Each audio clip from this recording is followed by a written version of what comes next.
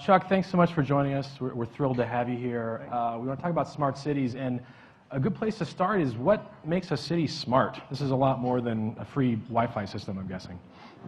Yeah, I think that everybody here probably has some interest in this space and probably some level of knowledge. And I think you always have to get back to what's driving cities to even think about these initiatives right now. And at the highest level, what's happening is today, sort of 50% of the population in the world is urbanized, and by 2050, it's going to be close to 70. So we're seeing this massive move into cities, which is creating stress in the city itself. And so you have issues like almost 70% of the energy cost, or the energy used in the world, is being used by cities. 19% of all the energy used in the world is lighting. So I mean, there's all these statistics that we really understand, and we're at a place where technology can actually finally help solve some of these problems. I mean, in the water space, we lose 2 trillion gallons of water every year from leakage. So I mean, there's all these data points, and as the cities try to deal with all these issues, they understand now that the technology is available to actually help them go attack that, and that's what we're doing with actually some people in the room are working with on these issues around the world. So a basic building block of all of this is connectivity, and you're a connectivity guy. But this is a huge undertaking. So you build a new house, you can wire it from the ground up. A lot easier to do than going into a city that has competing technology systems, outdated technology systems, no technology systems. How do you even know where to start? It's a great question. It's obviously, if you build a city from the ground up, it's a lot easier. Sure. There's just not a lot of those. Not a lot of those around, yeah. Unless you're in China. And so what we find are that every city, if you look at the list of the different types of issues, whether it's economic development, whether it's lighting costs, whether it's traffic, whether it's environmental, whether it's security, every city sort of has a different list of how they prioritize those issues. And so what we see happening are really, these cities are beginning to attack one or more of those and begin to run pilots. That's really what's happening in most. Now, there are some places that are much more advanced that have done some really impressive things. If you go to Singapore, they probably talk the least about what they've done, but they actually are probably the most digital place on the planet. And but then you go to places like Chicago, where they have built this open data portal, where they actually just bring data together, and then they actually run these hyper-local applications that take different data sources and create interesting use cases, like parents can figure out what's the safest route to take my kid to school on any given day based on different data sources that they're pulling in. So there are lots of applications happening and some interesting use cases. How does a parent get access to something like that? How's it broadcast to them? Well, the data is available, and these local apps are being written that you would just run on your device. And it's an app from the city or a third-party entity. This part. The other thing that's happening is that you're seeing. We were talking about it earlier. We're seeing innovation centers, and we have them. We have 11 innovation centers that we built around the world, and most of them are focused in some sort of technology that's connected to this issue in some way. And then we're bringing in venture capital, and we're trying to encourage startups that come in and build technology. An example in Berlin, we have an innovation center in Berlin, and we did an innovation challenge there. And there was a company that was started with, there were 2 employees. It was called Relayer, and I think we're 2 years removed from that competition. They now have 100 employees. And they basically built this technology to connect elevators, and then begin to do preventive maintenance on those elevators, or doing more efficient people moving. So I call it vertical movement as a service. That's catchy. So if I know that a lot of this is still an ideal, and we were talking before we came out here, and for a lot of these smart city projects, it really, it's not like one day you turn a key and you're in a smart city, but let's pretend I do. If I wake up tomorrow in a kind of a fully realized smart city, in your view, what is my life like? What's magical for me? What do I notice? What don't I notice? Yeah, I think if you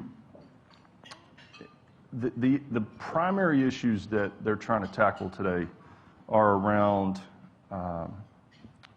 energy usage, traffic, environmental, citizen services, security, and really economic development. I mean, those are kind of the top six that I think they're trying to drive.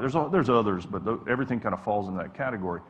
So I think as a citizen, what you would find is that you would be completely connected. You would know. You'd wake up in the morning and you'd have all the notifications about the best way to get to wherever you're going. You would have connectivity along the way. All of your you would be walking down the street in the evening and lights would come on, and then as you pass, they'd go off. I mean, there's just a number of very simple applications. You'll drive your car, and it would actually tell you where the parking places are that are available, reserve the parking place in advance, and you would pull in and park. And I mean, when you think about the fact that 30% of the traffic in major cities today literally comes from people looking for parking places. I mean, these are like, it's hard to actually fathom that. When I first heard this, it's like 30% of the traffic. Like you go to Paris and 30% of the traffic, they're looking for a parking place to go shopping, obviously. Right. So. You mentioned the lights coming on and off, and as I was looking at some of the projects that Cisco and others have been involved in, I noted there's a very common theme, which is cities operate a mind-boggling number of light bulbs, and a lot of these systems are designed to kind of help figure out what to turn on and off when, and I assume that's a place where there's just tremendous savings to be had. Well, just think of 20% of the energy is used by lighting in the world. And so you can reduce that by 50 to 75% in these cities just by being more efficient about how you deal with these lights. So these are incredibly impactful problems that aren't that hard to solve with today's technology. And I think that's the opportunity. There's so much, and you could extend this whole discussion beyond smart cities and think about what technology really enables us to do now relative to the biggest problems that exist in the world. I mean, we're in a position over the next decade that we're going to be able to solve many of the world's largest problems, in my opinion. So turn to a salesman for a moment, if you would, for me. A lot of cities, of course, cities are going to say, I want a state-of-the-art city, I want to lure people, I want to keep people, I want to bring in new business. They also say, I've got roads that are crumbling, I've got an aging water system, I've got schools I need to rebuild.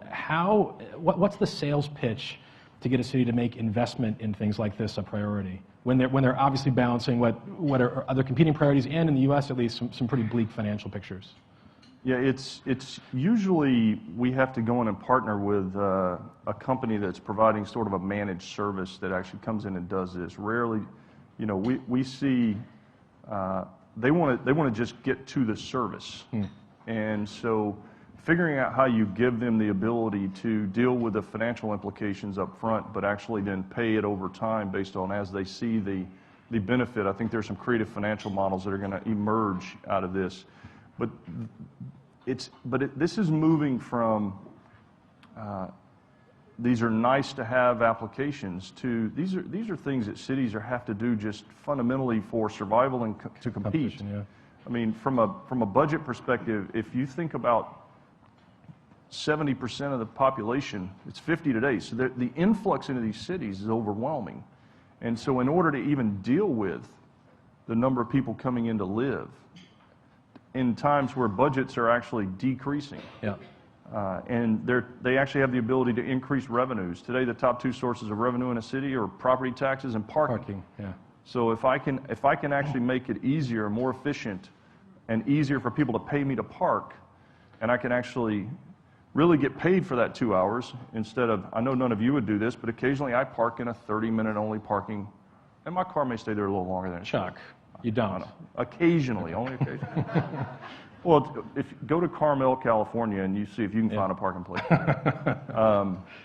So, you got budget issues, and then you have these cities are now, the competition between cities is immense, right? And so all of these things are becoming much more of they're defensive and they're offensive, as opposed to, well, that'd be nice if we do that. Yeah.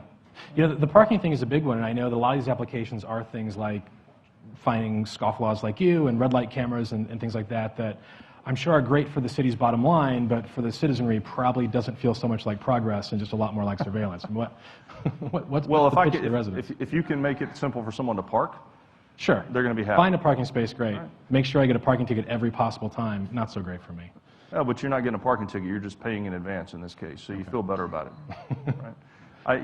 It's the way it's where the world's going to go, and I think people, if you can create a world that is much simpler. I mean, think about citizen services today and how inefficient citizen services are. I know all of you love going to the Department of Motor Vehicles. Right? It's a fantastic experience. I mean, I've been in France and talked to them about one of the concepts they have is they actually have this massive network of postal locations. We do too, yeah. Right? Then next to them we have DMVs, and then we have so we have like 19 buildings for different agencies in given geographies. What if you set up a video station in one of those buildings and you delivered citizen services over video? Or I can deliver them into my home. I can do things, I mean, today it's nice. I actually just renewed my driver's license, and I did it online, and it took me 5 minutes. That was fantastic. Yeah. What if I could do everything like that? And if I did have to be in person or they did have to see me, then I can do it over video from wherever I am. You cut down on traffic congestion. You improve the experience for the citizen. You improve your revenue rates because people are more likely to go do it and not skip it. It's just all goodness. So where does a mayor or city administrator begin? I'm guessing, so the first call is not to you. They have to put together some sort of coalition. They have to figure out how to pay for it. They have to figure out what they want. But how do they even start? Well, a lot of times the first call does come to us. Oh, really? We've been at this for a decade, right? So I think the first smart city we built was some stuff we did in South Korea almost 10 years ago. And I think that every city is a little different, but we usually then bring in partners and begin to help them. And you really do have to be careful not to try to eat the elephant all at once. I mean, you have to find these use cases. But in a city, look, it's quite simple. If you can cut your lighting expenses by 50%, what does that do to your ability to provide other services to people that they need? I mean, it's just, and so the math actually works now. And then if you can put together a financial model with a partner with a managed service of some sort and help them get there, then that's typically how it works. For a lot of them, I got to believe, though, they really do want a guaranteed return on investment, right? They want some sort of model. So I suppose that first city is maybe a harder sell than a more recent city where you can point to, say, look over there, this is a city that's managed to do this with parking revenue and such. But how do you, either you or your partners, how do you kind of work with cities to measure exactly what the cost benefit is of a lot of these services? Yeah, it's like any new technology area, and it's regardless of whether it's a large enterprise customer or in the early days of new technology, there's more skepticism about the return, and then over time, these people get together and talk. So these conferences now, they're talking about so there's a higher degree of confidence in this. The technology's better, but there are models emerging where there are companies out there that have decided to build models around we'll get paid on share of savings. Those are options that people will consider, and so it really varies all around the world relative to how they're doing this. You go into China. We were talking earlier about, I was in Davos in 2016, and the party secretary of Guangzhou, Ren Zhenfu, who's become a friend of mine, we met and he said, "We want you to build a smart city in Guangzhou." I said, "Okay." He said, "We'll clear some land for you." How much land? I said, "Okay." 15 months later, I had a shovel in my hand next to him and Hu Chenhua, the party secretary of Guangdong province, and they had cleared 4 square miles on the river in Guangzhou, wow. And we launched the Cisco Guangzhou Smart City. And they just said, it's easier if you build a city from the ground up. And so that's what we're doing. Now, that's how China does it. Yeah. It's a little different here. We don't do that quite the same way. But that city, as an example, is we're building an innovation center there focused on next generation smart manufacturing. We're partnering. Hyundai's coming in, and we're going to build. It's in Panyu, which is a part of the city where it's going to be only autonomous vehicles allowed to drive there. We're going to have fully connected everything in this city. We're partnering with a local university, the Innovation Center, and that's how that's happening. And then in other areas you go in, like in, you look at places like the Port of Hamburg in Germany, which is an amazing, use case. What they did is they have sensors on everything, and so when these cargo ships are coming in, these containers, their objective is that for that container never to stop until it's left the port, right? It's out on a truck. They don't want it to stop, and so they're controlling traffic. They know where the trucks are. They're timing the truck coming into the facility, and they've got the routes all routed with the container coming off. They literally have the truck come up, it dropped the container. And it's all based on everything being connected and them actually managing this whole experience. And I think they've saved like 20% of the entire operating costs of the port and increased the efficiency in an incredible way. You mentioned Guangzhou. What has your experience been like dealing with governments around the world? You've done this in a lot of countries.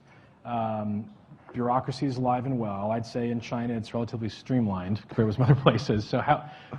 So what's if 15 months from a conversation at Davos to a shovel on the ground, that's the China story, what's at the other end of that?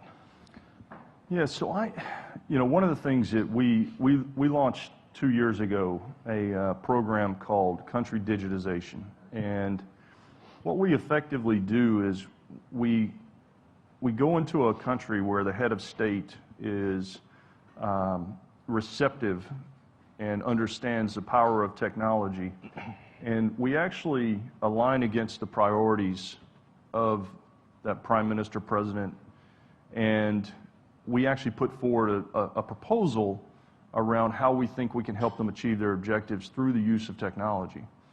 And we will only do this because there's a lot of investment that we make in the country. We'll only do it if the head of state is actually sponsoring it, right? Except in China, we do it at a provincial level because, Guangdong province, GDP is bigger than South Korea. Right. So, and we've now in 2 years, we've signed 16 of these. The Crown Prince of Saudi, Netanyahu, Merkel, Renzi, Cameron, Modi, Peña Nieto. We have these going everywhere now, and they vary in scope.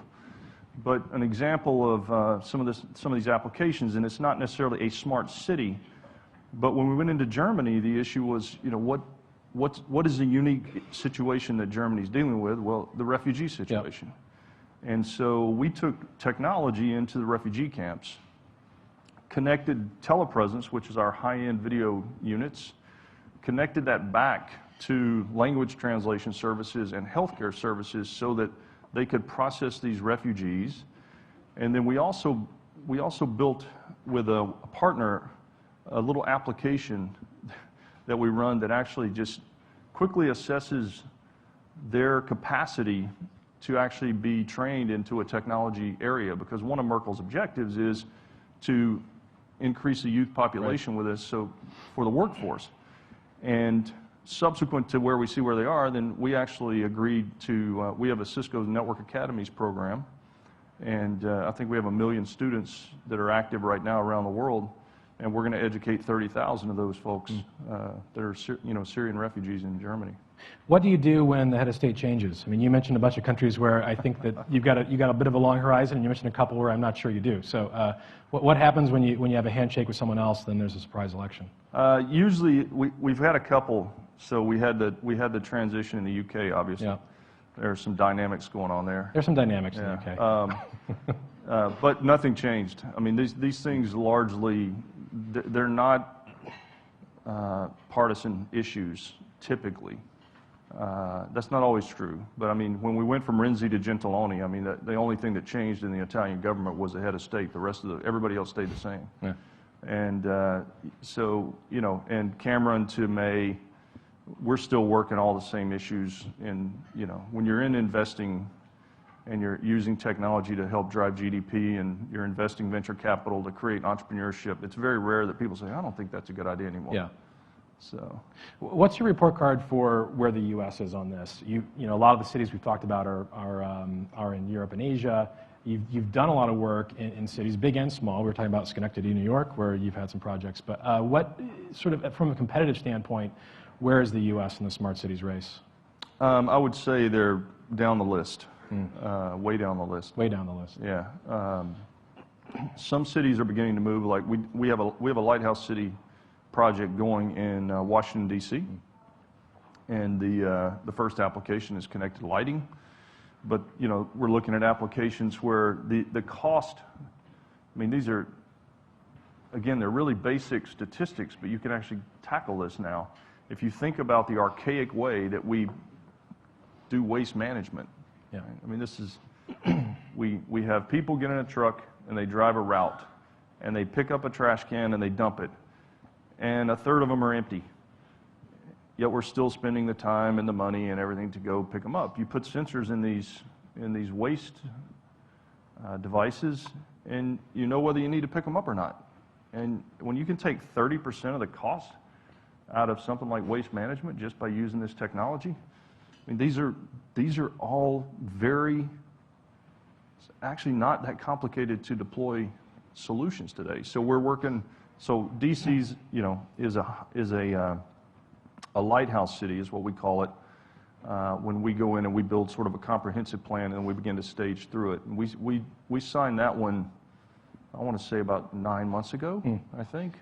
We're doing stuff in Chicago, we're doing stuff in Schenectady. There are projects going on in San Francisco, there are projects in Kansas City, there are projects in Columbus, Ohio. They're happening everywhere now. Yeah. But you know. So why is the U.S. down the list? We don't have, say, the central planning of China, but is it bureaucracy? Is it budgets? Is it force of will? What is it? Yes. Yes, all those. It's, you know, we have not had we haven't had a national agenda around this, even though this stuff gets done at a local level. There's lots of ways that it happens, because even in other countries, in India, they decided they were going to do 100 smart cities. Yeah. Right? We're working on 14 today. And so it's really the other issue is the timing of where they are in the election cycle. You never want to go in and have this discussion 12 months before somebody's up for re-election, because they don't care. Yeah.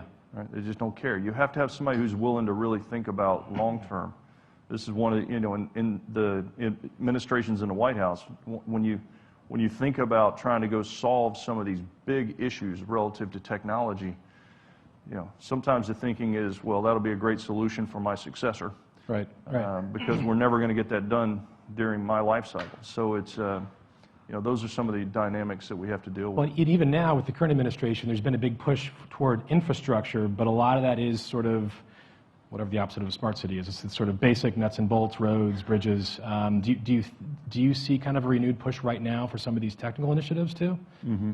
I think, you know, one of the things that is becoming clear, and we're trying to have this conversation around the world more effectively, is that the infrastructure that we build that runs the underlying internet should be considered critical infrastructure. Right? I don't know how you guys are, but if the internet's down, does that bother you? It's a problem. Yeah. This is kind of a problem. They're all on their phones right now. It's a problem. It's not just like inconvenient. I mean, the world stops working. Yeah. I think it's pretty critical, and we need to think of it that way. And so when we have engaged in these discussions about potential infrastructure projects in the United States, digital infrastructure has been part of the discussion. And what we've been saying is, hey, if you're going to go work on traditional infrastructure, let's make it smart infrastructure from the get-go. So all I can tell you is the discussions have occurred. We'll see how it plays out. Yeah. So I have a risky question to put to a networking guy, but what if I don't want my internet absolutely everywhere? What if I want to sit in a park and unplug and look at a tree? Too bad. Too bad.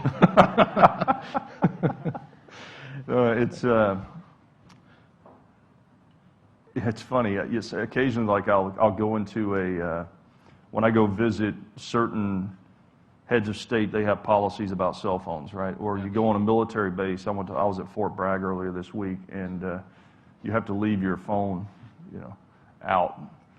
In the first 10 minutes, you're like, Twitching, yeah, cold sweat. then about an hour in, I'm just like, this is nice, And so I think that it's fantastic to actually disconnect occasionally. But look, everything's gonna be connected. We're talking this year.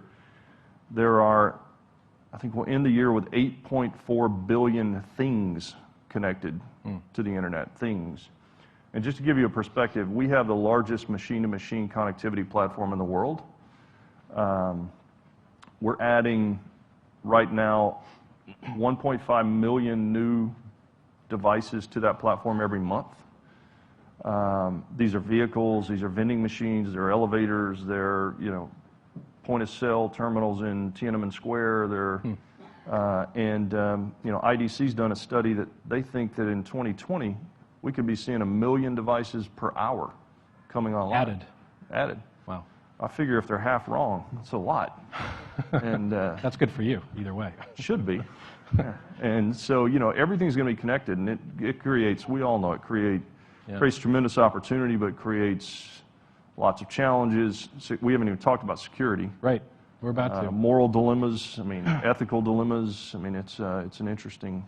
Just on this point, do you think the best technology is technology that I'm kind of unaware of and is more seamless? Because a lot of these pushes for smart cities involve fancy kiosks and LED screens everywhere, and kind of a lot of I'm pushing technology to you sort of whiz bang things. What's the trade-off there between a city that is run really well and is very modern, but the technology is in the background? Yeah, it's interesting. You're sort of getting at. I think every individual is going to look at it differently. Although there's a generational shift that's going on that actually has less of an issue with this invasive technology than the rest of us do, right? Yeah. I don't like all these push notifications on my phone, and I sit with my kids, and it goes. They're just like they never stop, right? And so for us, I think it's difficult for some of us, depending on where we are in our lives, to actually be comfortable with some of this. But we all know, I saw a lot of nods out there. If you have kids, they're quite fine. They don't feel like you're intruding in their life at all. And, no. They grew up like telling everybody everything. Yeah, you know what I had for breakfast? Here, here's a picture of my food. It's like. So it's, I think it's going to vary. Well, so on this, one of the byproducts, or actually the fuel that makes this work, is data. So cities collecting a lot of data, analyzing a lot of data, acting on a lot of data. Who owns all that data? Where does it all go? Yeah. Well, this is obviously a pretty significant issue. Yeah. And every country has a different perspective on it, which makes it very interesting. Europe's been pushing for a single digital market for some period of time, so that you can actually look across, and primarily what they're trying to do is just enable the consumer who's moving across country borders. And the example that one of the European Union leaders gave me is their football team that they want to watch, and they can't watch it in another country because that's a major problem. That's a major problem. That's a major societal problem. But the other issue they face is that when you create a startup community and entrepreneurs, they want to build digital businesses. The market isn't big enough if you're restricted to one country. Therefore, they were losing people to the U.S. and other places. So they're trying to expand the market opportunity, and I think that's. But back, the data issue is a huge one. Whether it's the whole, threading the needle between privacy and security. Yep. is a very significant issue, and I think this is an evolving one that we're going to have to, we're going to have to work very closely together. And I think, frankly, this issue is going to have to be elevated at a global level, where some number of key countries are going to have to come together and try to create some mode of operation around the world that we can all live with. We're going to take questions from the audience soon, but I do want to ask you more on the security point, because it does seem like a fully connected city is just a hacker's dream. I mean, this is putting the water system, the electrical grid, the elevator, the route that I'm taking my kid to school. I mean, this is information that a lot of people are going to want to get their hands on and sort of make mischief with. how do you protect against it? But also, is that a big stumbling point right now, even getting cities to jump into these things? Well, I think the biggest thing is it has to be part of the architectural foundation of, and if you just think about a house, you would never consider building a house that didn't have locks, right? And so you have to build it from the ground up, and there are solutions out there, because most of the problems you face today are not because the technology failed, it's because human failure, right? I mean, crimes of convenience occur because you leave your car unlocked, or you leave your, and it's similar in the technology world. And so we block 20 billion threats a day right now. Cisco does for our customers. And the more threats you see, the more you can defend. And if you just put that in perspective, Google does 3.5 billion searches. So just the magnitude of what we're seeing, even versus, we think, 6 times the number of threats that Google does searches. And so you just have to architect it in, and there's a lot of technology that exists today. Now, but as the threat surface increases, right, it's just an active right. adversary. This is my thought, that the target list is getting infinitely longer as cities are bringing kind of more mundane systems online, but then they're all connected to systems that are a lot more critical and central to security and firefighting and police. And I assume in a lot of these places they're dealing with not just Cisco, but perhaps dozens of people who are working with them on this. So, is this indeed a solvable problem, or is it more about mitigating the risk if and when something bad happens? It's a solvable problem that changes every day. Okay. So it's solvable today, and then we have to keep evolving. I mean, for us as a technology company, it's a very interesting part of our business when you think about we're actually building technology against an active adversary who wakes up every day and tries to find ways to make our technology ineffective. Right. And that's not a normal way for us. We don't think about our technology that way historically. But here's the bottom line. This is going to happen, right? I mean, many of the mobile devices that we're all carrying around today are inherently insecure. Yep. Right? And your employers are allowing you to bring them in and connect them to their enterprise networks today because of the productivity that you're gaining from these devices. They are inherently insecure.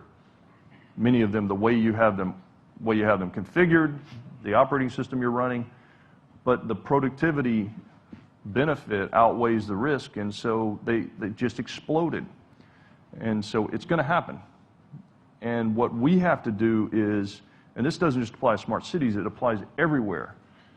You have to make sure that you are literally designing and architecting the security in up front. And that's the biggest thing. That there are massive amounts of security, but I can tell you, if you go look at even some of the recent breaches that we saw, that was because a patch wasn't deployed. It wasn't because the technology failed, it was because of human failure in actually deploying, right?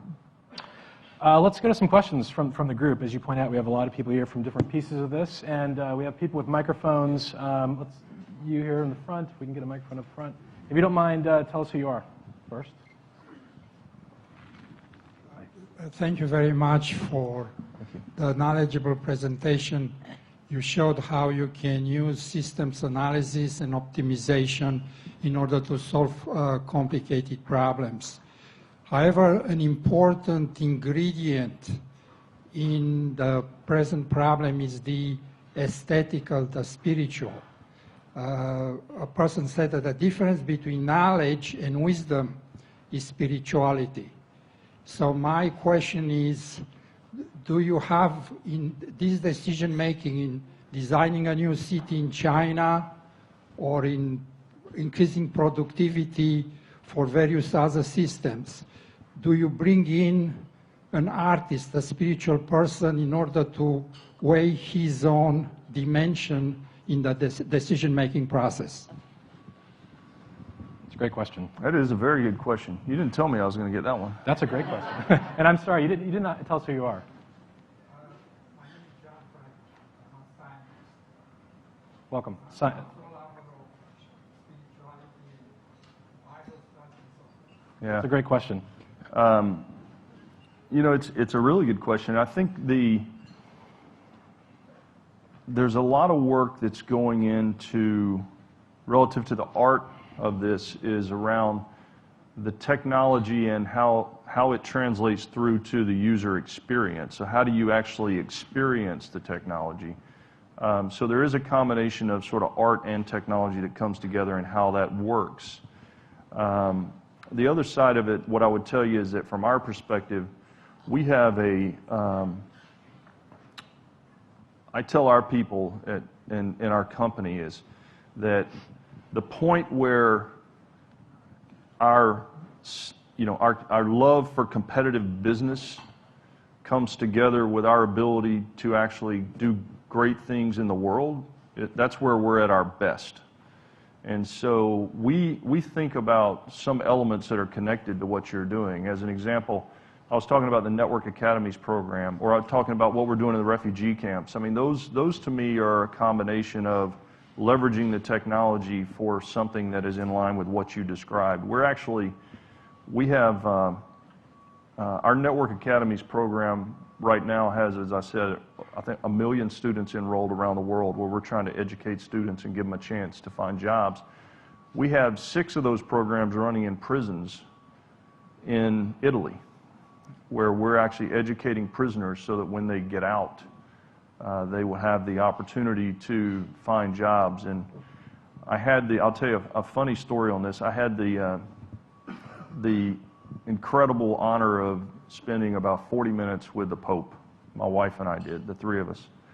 It was just an amazing experience, and I was telling him some of the things we're doing. And to your point, I said we're educating these prisoners, and he grabbed his cross while I was telling him that. And then his immediate reaction, and only the Pope would say this, right?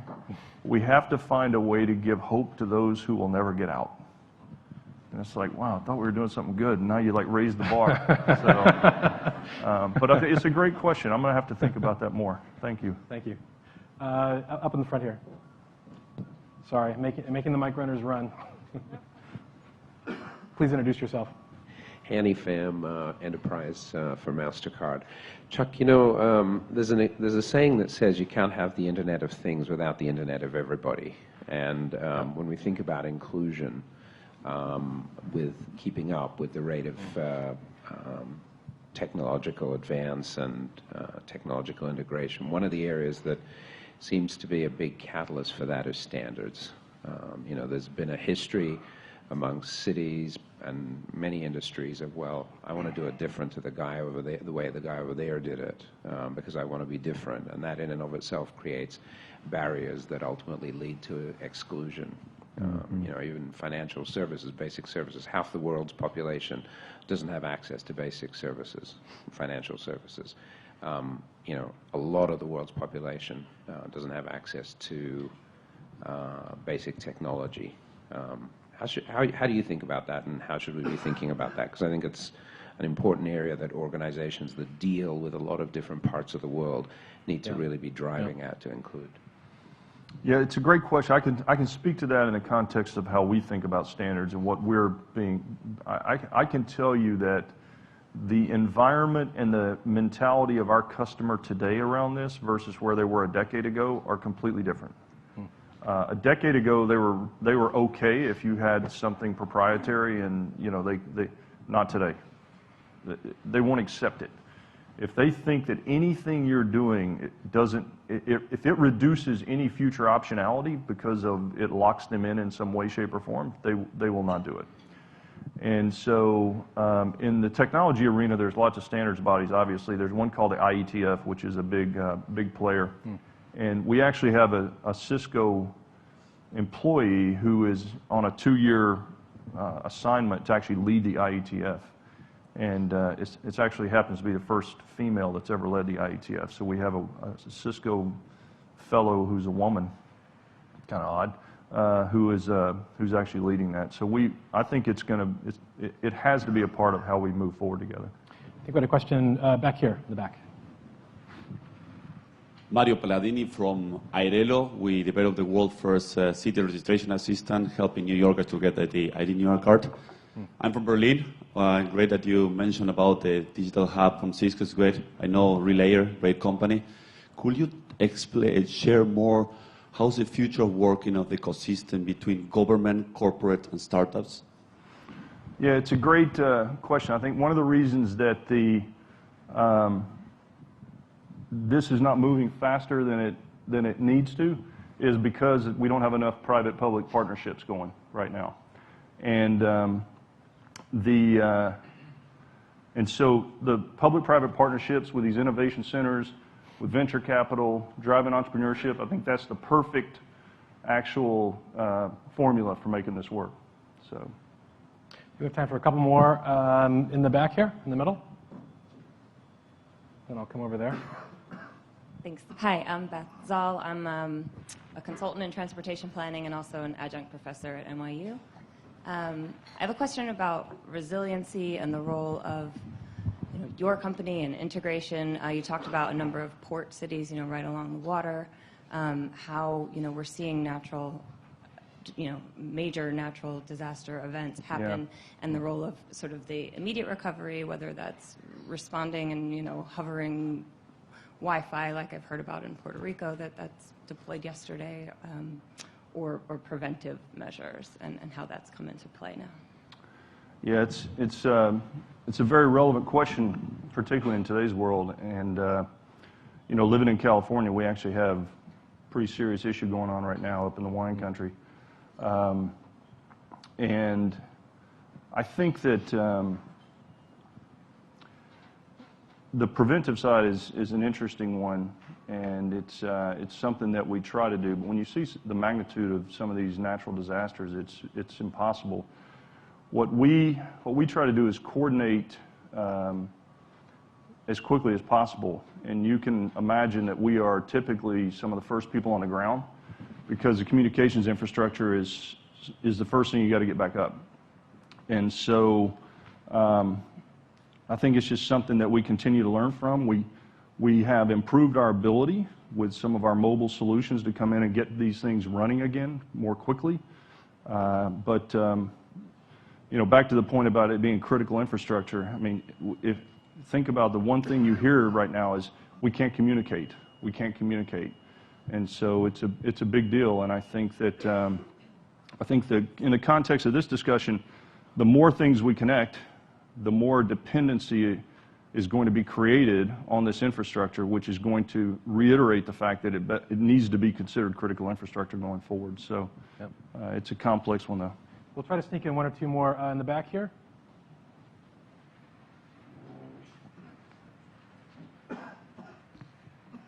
Thank you. I'm Greg Merritt with Cree Incorporated. You talked about lighting and the ability to save half of the 20% that's used for lighting. I'd be interested in your perspective on the ability to use the pervasiveness of lighting to attack the other 80% of the energy.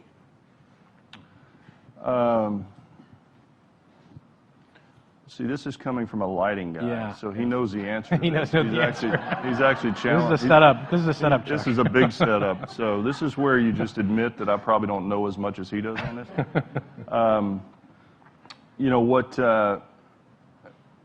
There are some interesting applications that we see happening. Obviously, you're familiar with the pervasiveness of lighting gives you the opportunity to actually leverage it for sensors for lots of different dynamics, whether it's physical security, whether we have some guys working on whether you can actually turn the sheeting inside the lighting into mesh Wi-Fi systems. Can we leverage that capability? I think that the pervasiveness of lights give you the opportunity to do that, and you see integration of sensors relative to physical security purposes and different applications. So I'm not quite the expert you are on that, but I think that it certainly gives a huge opportunity as we get these connected. As you connect things, then you don't know what all you can do with it until you get it connected, and then the creativity just emerges. And people start saying, well, wait a minute, now that it's connected, I can do this, I can do that. And I think, this is a massive opportunity with lighting. We're going to sneak in one more here. Okay. Good morning, and thank you for a great presentation and discussion. I have a question on data privacy. Who are you? I'm Ted Meyerson with Ananos. And you shared two themes here. One is the volume, veracity, and variety of data that is just the sheer magnitude and growth of this information that's both being connected, used, and the potential of what it can be used for. And then you also shared another great theme here, which is threading the needle between privacy and security.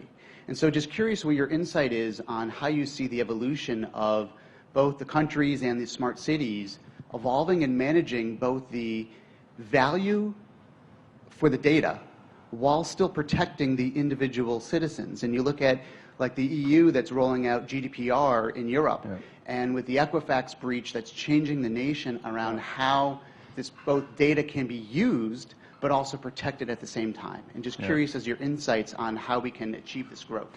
Yeah, this is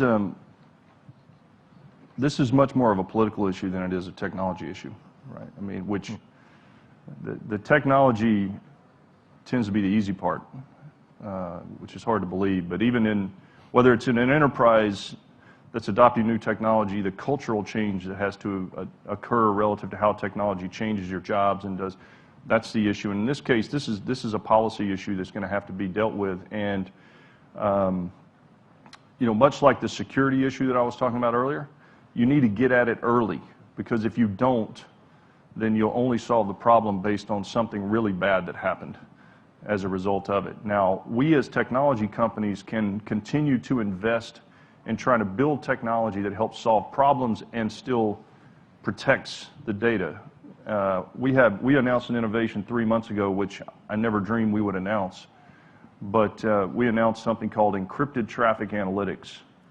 And we actually invented a methodology to determine when there's malware inside encrypted traffic without decrypting it.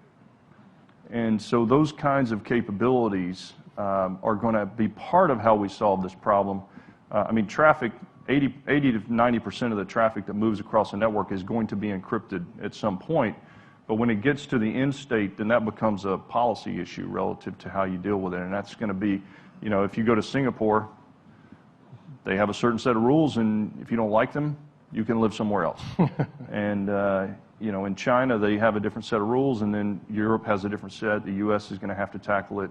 But it's just going to be a policy issue that's got to be decided. The technology can implement any policy that's decided once it's decided. They're telling us we're out of time, Chuck. I think we have to leave it there. That was fun. Thanks, Jason. Thanks so much. Appreciate it. Thank you.